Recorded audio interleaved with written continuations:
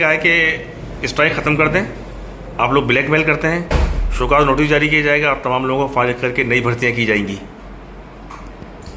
ہم نے 20 دن پہلے چارٹر آف ڈیمانڈ جو ہمارا تھا وہ ان کو پیش کیا تھا، اور جب یہ کیبنیٹ نے رسک الاؤنس ختم کرنے کی بات کی تو وہ بھی ہم نے ریٹن میں ان کو دیا کہ ہم احتجاج پہ جائیں گے، اور ہم نہیں چاہتے کہ اس صورتحال میں جب لوگ مصیبت میں ہیں ہم ان کو اور مصیبت میں کریں۔ آپ ہمارا رسک الاؤنس ختم نہیں کریں، کیونکہ کووڈ تو ختم ہو گیا لیکن رسک ختم نہیں ہوئی، اور اگر وہ ڈیزیز جو ہے وہ چلی گئی تو اب یہ دوسری جو بارشوں کی اور یہ اسکن کی جو ڈیزیز ہیں، ہیپیٹائٹس کی جو ڈیزیز ہے وہ اس گندے پانی میں بہت ہی زیادہ ہوگی، کیونکہ وہاں ڈاکٹر ہی کام کر رہے ہیں اور کوئی نہیں آ رہا۔ تو وہ اب یہ سچویشن ہے کہ ہمیں کیا نکالیں گے، ان کے پاس تو کوئی اسٹاف ہی نہیں ہے۔ انہوں نے اپنا چیک کیا ہے کہ کتنے لوگ انہوں نے جو ہے وہ ویزا پہ چھوڑے ہوئے ہیں، تو یہ جو شارٹیج ہے یہ جو ہے آرٹیفیشل ہے، تو اپنے آپ کو تو پہلے چیک کریں کہ سیکریٹریٹ میں کیا ہو رہا ہے، اس کو تو چیک کریں۔ تو ہمارا رسک الاؤنس کیسے بند کر سکتے ہیں؟ یہ اپنی جتنی جو مراعات ہیں وہ واپس کیوں نہیں دیتے؟ یہ جو ہیلتھ ڈپارٹمنٹ ہے انہوں نے ابھی اس جون میں 7 بیسک پے افسروں نے لی، وہ کیوں لی؟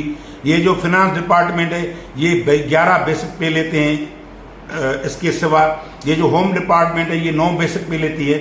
پورا C M secretariat, governor secretariat پورے کے پورے یعنی ایک بیسک لے رہے ہیں، دوسری بیسک اٹھاتے ہیں، ان کا ختم نہیں کر رہے، اور ڈی سی کو ہمارا حکمران کر کے بٹھا دیا ہے۔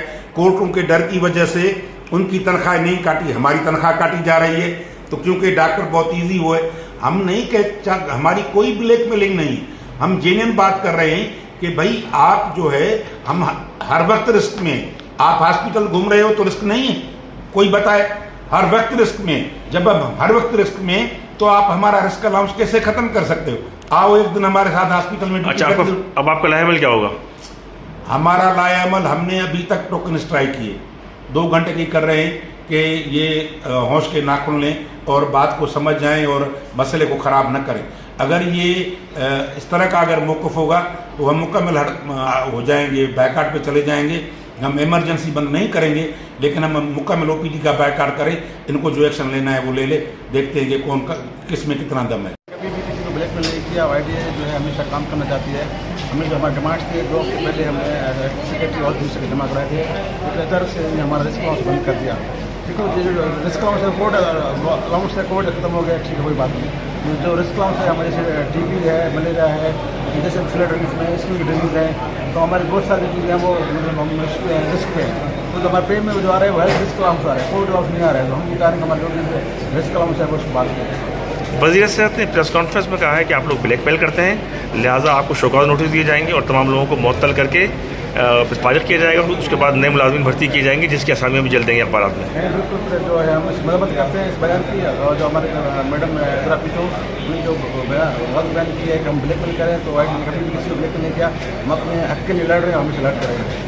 اچھا، یہ بتائیے کہ ہیلتھ رسک الاؤنس اگر بند کر دیا گیا ہے تو اس کے بعد اب آپ کا آئندہ کا لائحہ عمل کیا ہوگا؟